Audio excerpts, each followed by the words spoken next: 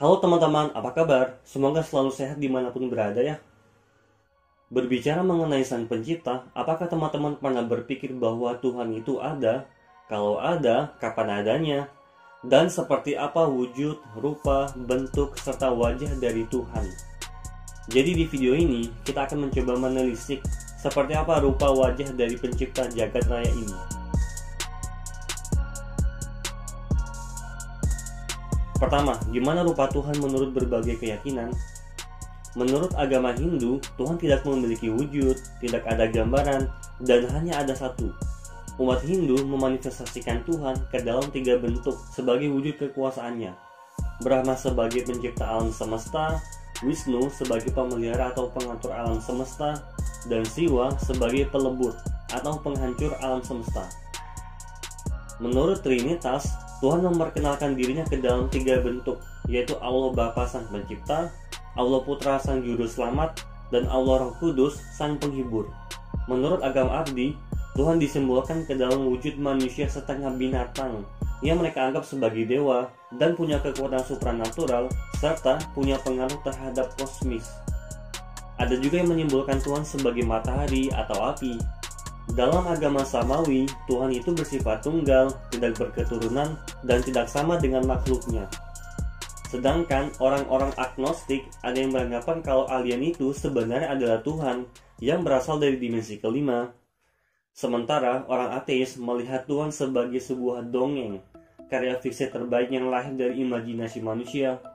Bahkan mereka mampu menciptakan Tuhan melalui sekumpulan karya tulis. Dan juga mereka bisa menjadi Tuhan itu sendiri. Terus gimana cara manusia bisa melihat Tuhan? Pertama, cara umum bagi manusia dalam meyakini sesuatu yaitu dengan cara mengindranya. Manusia harus mengalami sesuatu secara empiris terlebih dahulu. Jika kita ingin tahu tekstur suatu benda, maka dengan cara meraba. Jika ingin tahu rasa suatu benda, dengan cara menjilat. Jika ingin tahu suara suatu benda, dengan mendengar. Dan bila ingin tahu wujud suatu benda, ya dengan melihat.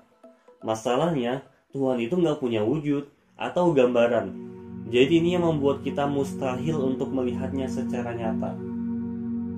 Meskipun banyak argumen teologi yang menjelaskan bahwa adanya matahari, bulan, bintang, air, lembah, dan gunung adalah bukti ciptaan Tuhan, berarti seharusnya Tuhan itu ada kan?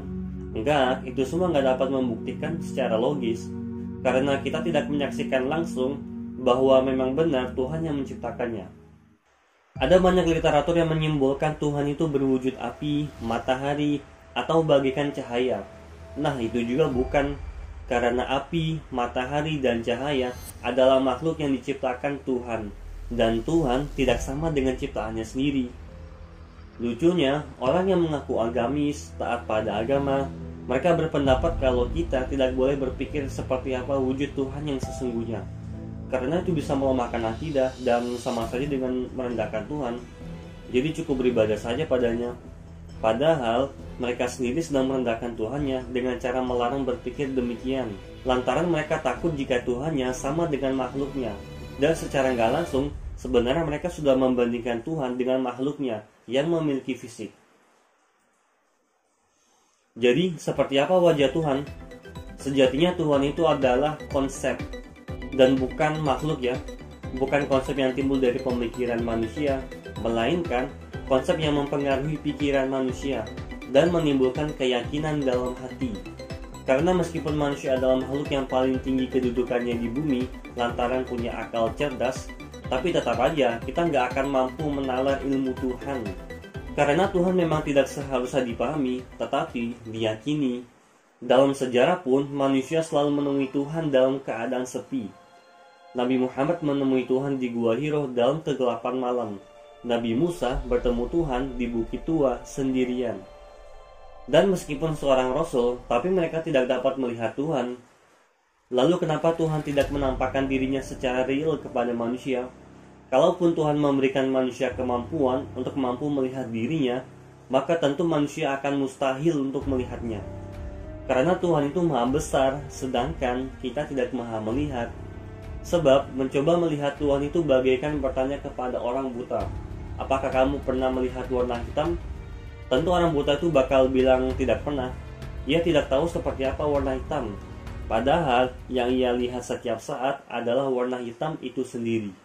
Kita tidak akan pernah tahu seperti apa wajah dari Tuhan, bukan berarti belum pernah melihatnya. Karena apa yang kita lihat, kita dengar, dan kita rasakan setiap hari adalah bagian dari Tuhan.